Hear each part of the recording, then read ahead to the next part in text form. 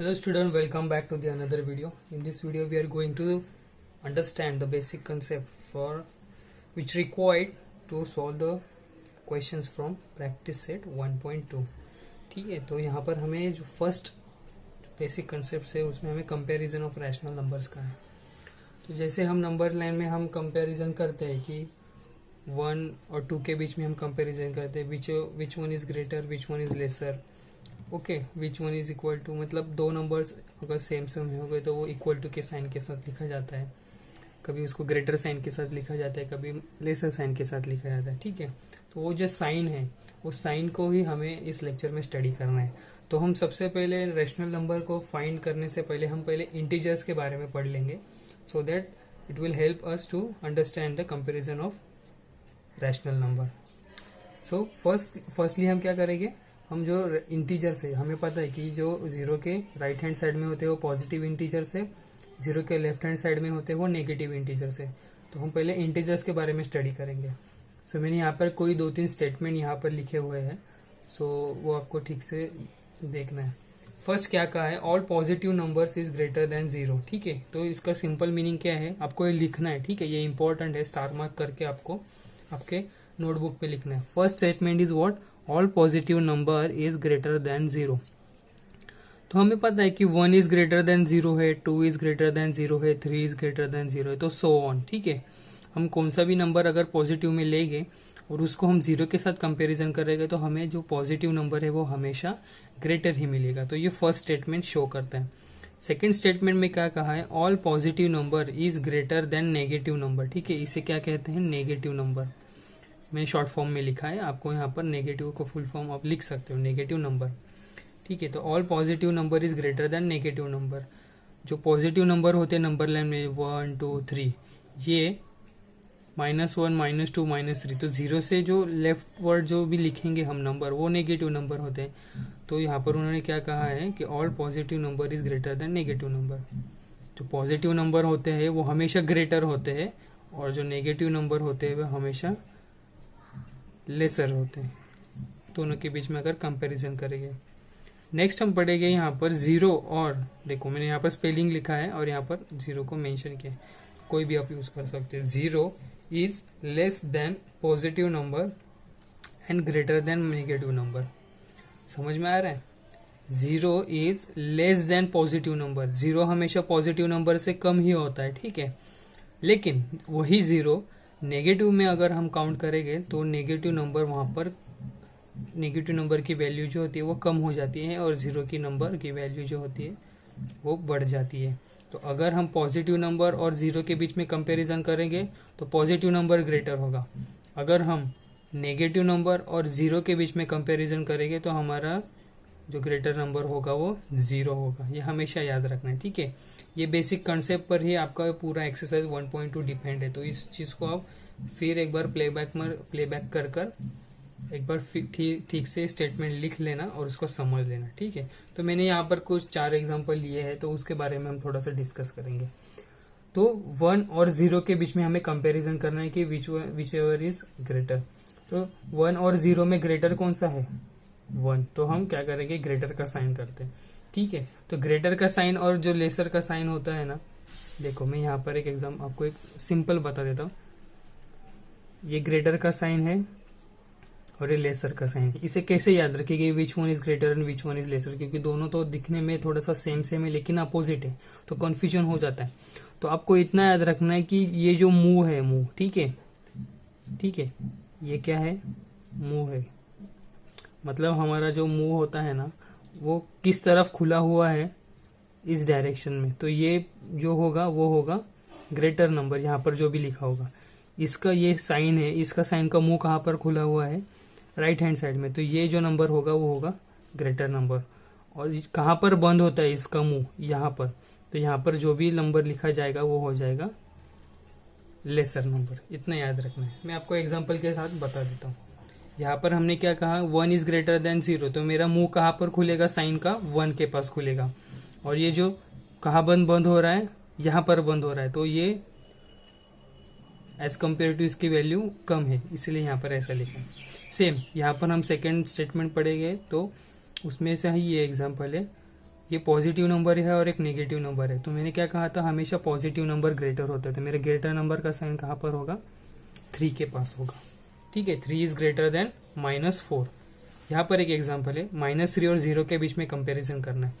तो हमारा जो थर्ड स्टेटमेंट था वो क्या रिप्रेजेंट करना है, माइनस जो नेगेटिव नंबर है और 0 है, तो 0 हमेशा बड़ा होगा। तो यहाँ पर हम ये ऐसा साइन दे देंगे। तो -3 इज लेस देन 0, इसको कैसा पढ़ेंगे, -3 इज लेस देन 0। इसको कैसा पढ़ेंगे, 3 इज ग्रेटर देन -4। क्यों, यहाँ पर जिस तरफ मुंह खुला है तो इसको ग्रेटर कहेंगे। यहाँ पर फर्स्ट जो आता है वो मुंह बंद हुआ है इसका, इसलिए हम यहाँ पर कहेंगे लेस। इसको कहेंगे ग्रेटर, इसको कहेंगे लेसर। अब यहाँ पर हम देखेंगे तो 0 और 2 के बीच में कंपैरिजन करना है। तो हमने क्या, फर्स्ट स्टेटमेंट हमारा क्या था, जो पॉजिटिव नंबर है वो हमेशा 0 से ग्रेटर होता है, इसलिए मैं यहाँ पर ग्रेटर का साइन दे दूंगा। ठीक है, ये हो जाएगा ग्रेटर का साइन। इतना तो हमें समझ में आ रहा है कि हम नंबर्स में जो इंटीजर्स है उसमें हम कंपैरिजन कर पा रहे हैं कि जो ग्रेटर नंबर है और जो लेसर नंबर है। अभी हमें रैशनल नंबर के बीच में कंपैरिजन करना है। तो रैशनल नंबर हमें पता है a/b के फॉर्म में लिखा जाता है। ठीक है, तो हमने यहाँ पर 2 एग्जांपल लिए हैं, एक a/b एक रैशनल नंबर है और सेकेंड रैशनल नंबर है c/d। ठीक है, तो इनके चारों के जो वैल्यूज है वो अलग अलग है। ठीक, इसीलिए तो हमने यहाँ पर a/b है। अगर चारों के वैल्यू सेम होते तो मैं यहाँ पर कैसा लिखता, a/a और a/a। ठीक है, अगर चारों के वैल्यू अगर सेम होते तो मैं सब जगह पर एक ही नंबर लिख देता, लाइक एक ही लेटर लिख देता। 1 यहाँ पर a है तो यहाँ पर भी a होता, यहाँ पर भी a होना चाहिए होता और यहाँ पर भी a चाहिए होता। तो ये चारों के वैल्यूज डिफरेंट है, इतना तो हमें यहाँ पर पता चल रहा है। अभी यहाँ पर केस 1, केस 2 और केस 3 लिखा हुआ है। तो केस 1, केस 2, केस 3 क्यों है, क्योंकि हमारे पास 3 साइन होते हैं, एक लेस देन इक्वल टू होता है, एक ग्रेटर देन इक्वल टू होता है और एक इज इक्वल टू का साइन होता है। ठीक है, तो उसी के बारे में हमें यहाँ पर पढ़ना है। फर्स्ट क्या करना है, फर्स्ट केस में ना आपको a/b और c/d। तो इतना तो पता चल रहा है कि इन चारों के जो वैल्यूज है, इंटीजर्स है, 2 इंटीजर है a/b और ये सेकेंड इंटीजर है, इन चारों के वैल्यूज जो है न्यूमिनेटर डिनोमिनेटर के वो अलग अलग है। तो क्या करना है, हमें इसका क्रॉस मल्टीप्लीकेशन करना है। ठीक है, इसका क्रॉस मल्टीप्लीकेशन और इसका क्रॉस मल्टीप्लीकेशन करना है। तो a/d होगा, मैं यहाँ पर लिखता हूँ ब्रैकेट में a/d। सेकेंड में लिखूंगा क्रॉस मल्टीप्लीकेशन, c/b लिखो या फिर b/c लिखो, कोई भी चलेगा, कोई वांधा नहीं है। सो b/c लिखेगा फिर भी चलेगा, b/c। अगर इन दोनों का मल्टीप्लीकेशन किया, a/d का और c/b का या फिर b/c का मल्टीप्लीकेशन किया, अगर ये मल्टीप्लीकेशन की जो वैल्यू है वो ग्रेटर होगी तो आपको ग्रेटर का साइन पुट करना है। समझ में आ रहा है, यहाँ पर ग्रेटर होगा और ये छोटा वैल्यू, लेट्स से यहाँ पर अगर इन दोनों का मल्टीप्लीकेशन 15 आ रहा है और इन दोनों का मल्टीप्लीकेशन 12 आ रहा है, तो 15 इज ग्रेटर देन 12। ठीक है, तो आपका ये केस का जो साइन हो जाएगा वो क्या हो जाएगा, ऐसा हो जाएगा। तो आपको ये क्वेश्चन पूछा जाएगा, कंपेरिजन करना है ना, तभी आपको ये क्वेश्चन ऐसा पूछते हैं। सेकेंड केस में क्या होगा, वही हम दोनों को क्रॉस मल्टीप्लीकेशन करना है। तो मैं यहाँ पर लिखूंगा a/d और सेकेंड में लिखूंगा c या फिर b/c लिख सकते हैं आप। ठीक है, इसमें अगर इसका वैल्यू 12 आ गया मल्टीप्लीकेशन और इसका वैल्यू जो मल्टीप्लीकेशन करने का वो 15 आ गया, तो 15 इज ग्रेटर है तो यहाँ पर ग्रेटर साइन हो जाएगा, यहाँ पर ग्रेटर साइन है तो यहाँ पर भी ग्रेटर साइन होगा और यहाँ पर ग्रेटर साइन है तो यहाँ पर भी ग्रेटर साइन होगा। तो इसका मीनिंग क्या हो गया कि ये इंटीजर का जो वैल्यू है सेकेंड वन वो बड़ा है और इस इंटीजर का वैल्यू है वो स्मॉल है। ठीक है, सेम यहाँ पर हम करेंगे a/d का मल्टीप्लीकेशन करना है और c/b का या फिर b/c का मल्टीप्लीकेशन करना है। इन दोनों की वैल्यू अगर 15 और यहाँ पर भी 15 आ गए, दोनों की वैल्यू सेम है तो 15 इज इक्वल टू का साइन यहाँ पर पुट करना है। तो यहाँ पर हर जगह पर आपको इज इक्वल टू का ही साइन पुट करना है। समझ में आ रहा है, ये हमने 3 केस जो है, केस 1, केस 2, केस 3, यहाँ पर ग्रेटर देन का साइन था, यहाँ पर लेस देन का साइन था और यहाँ पर इज इक्वल टू का साइन था। तो ये हमने बेसिक कंसेप्ट यहाँ पर जान लिए। यहाँ पर एक दूसरा मेथड होता है, मैंने यहाँ पर नीचे स्टार मार्क करके लिखा हुआ है, तो आप थोड़ा सा ध्यान देना। देखो क्या करना है, a/c है, देखो यहाँ पर a/c है और b/c है। ठीक है, आप यहाँ पर देख सकते हो कि इसके डिनोमिनेटर में भी c है और जो सेकेंड इंटीजर इरेशनल नंबर है उसके भी डिनोमिनेटर में c है।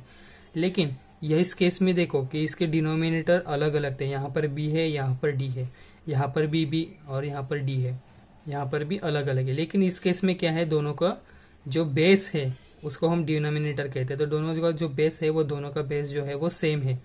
तो मैं इसे कैसे लिख सकता हूँ, तो बेस तो हमें पता चल गया कि बेस सेम है। तो आपको सिर्फ क्या करना है, कंपैरिजन ए और बी के बीच में कंपैरिजन करना है, ए और बी के बीच में कंपैरिजन करना है, ए और बी के बीच में कंपैरिजन करना है। तो हम यहाँ पर 3 केस ले लेते हैं। सिंपल, आपको अगर बेस सेम होगा, अगर यहाँ पर सी की वैल्यू 140 लिखा है, यहाँ पर भी सी की वैल्यू 140 लिखा है, तो हम एग्जाम्पल में समझेंगे इसको कैसा है।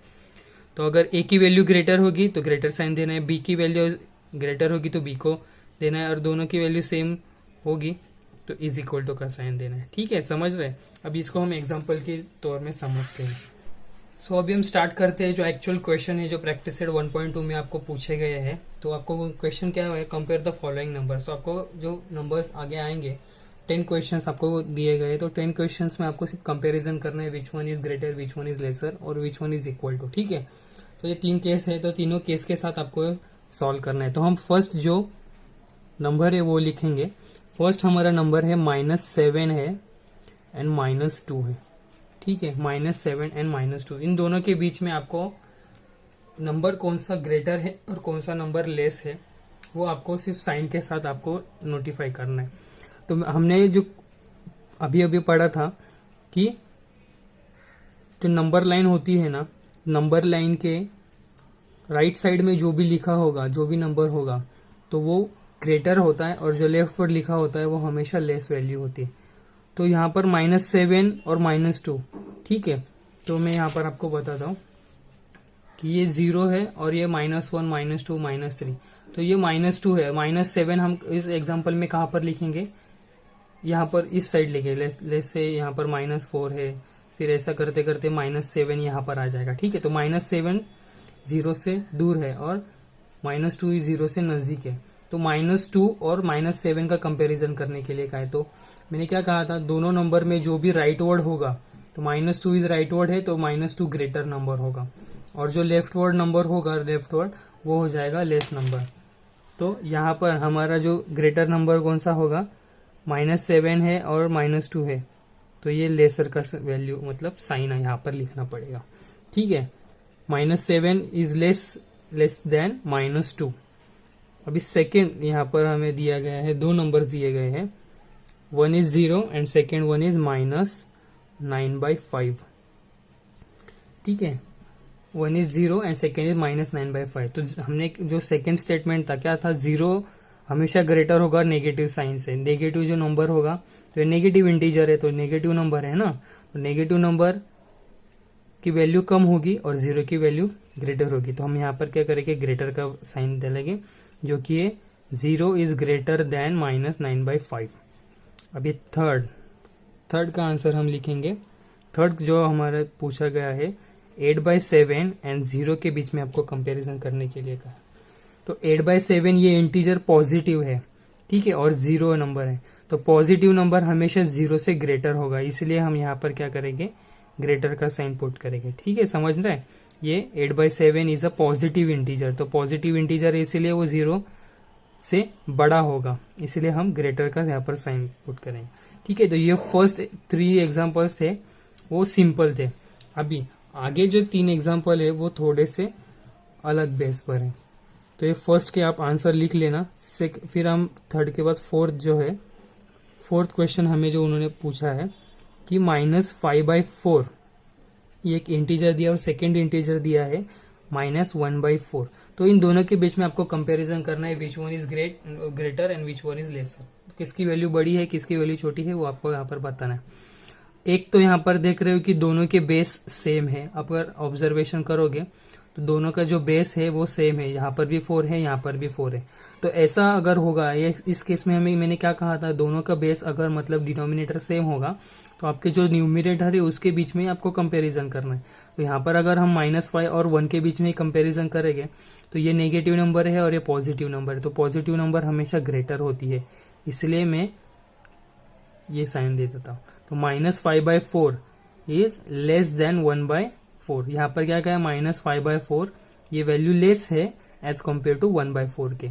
सेम क्वेश्चन हम आगे पढ़ेंगे, जो है 5th क्वेश्चन, जो है 40/29 और सेकेंड इंटीजर हमें बताया गया है 141/29, सॉरी 29, हाँ 29 है। यहां पर भी आप देख सकते हो कि 29 दोनों का बेस सेम है, तो बेस सेम होगा तो कुछ बात नहीं है, लेकिन हमें क्या करना है, अभी जो न्यूमिरेटर है उसके पास देखना है। तो 40 इज ग्रेटर ना, देखो दोनों भी पॉजिटिव नंबर है तो इसमें इजी हो जाएगा हमें, 40 इज ग्रेटर है या 141 ग्रेटर है। As obvious 141 is greater number, तो हम क्या करेंगे, जो साइन है वो ऐसा लिख देंगे, ठीक है। जो ग्रेटर होता है ना उसके पास वो साइन का मुंह खुलना चाहिए, और जो लेसर होगा उसके साथ उसका साइन, उसका मुंह बंद होना चाहिए, ऐसा होता है, ठीक है। तो 40/29 इज लेस देन, इसका मीनिंग क्या हो गया, less than 141 divided by 29। Same अभी 6th जो एग्जाम्पल है वो मैं आपको बताऊंगा। तो 6th एग्जाम्पल है -17/20 और -13/20। तो ये इसको आप खुद से सॉल्व करो, ठीक है। तो मैं इसको आंसर बता देता हूँ, अब मेरे से पहले आपको पॉज करो वीडियो और फिर इसको सॉल्व करो।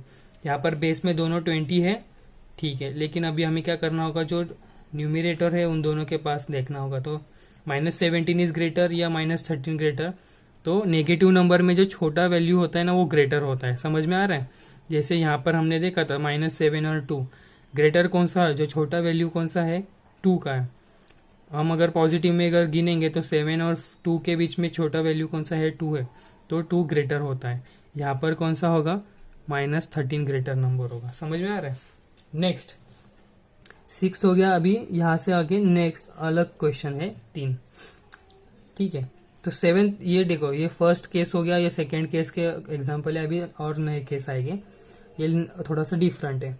तो यहाँ पर क्या है, 15/12 है एंड सेकेंड नंबर आपको दिया गया है 7/16, 15/12 और 7/16, ठीक है।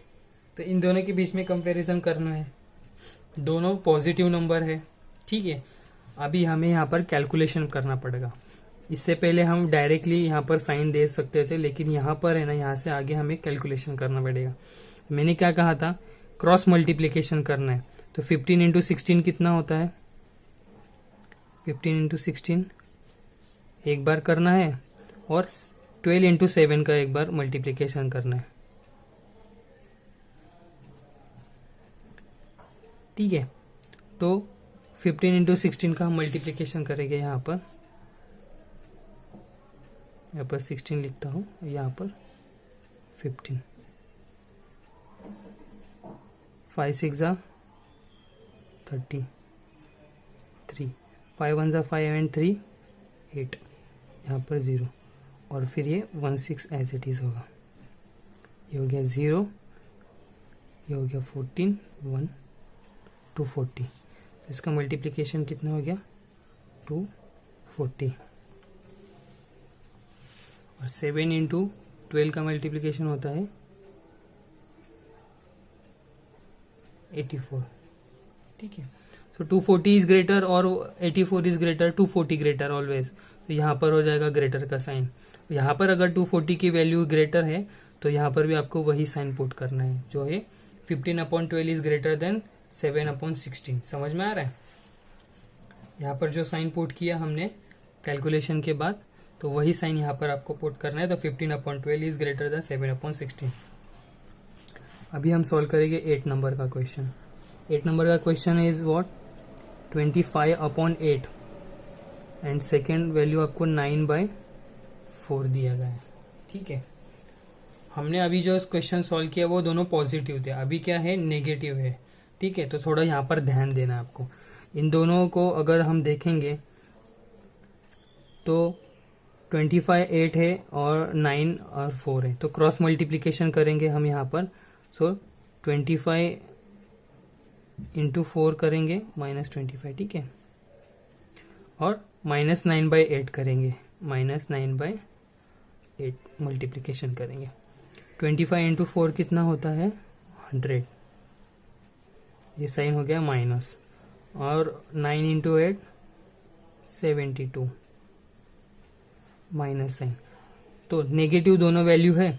नेगेटिव में क्या कहा था कि जो लेस वैल्यू हमें दिखती है, 100 तो बड़ी वैल्यू है और 72 उससे छोटी है, तो हमारा जो साइन होगा वो हो जाएगा लेस देन का साइन। तो यहाँ पर अगर लेस देन का साइन है तो हमारा जो आंसर हो जाएगा वो भी हो जाएगा लेस देन का साइन हो जाएगा। ठीक है,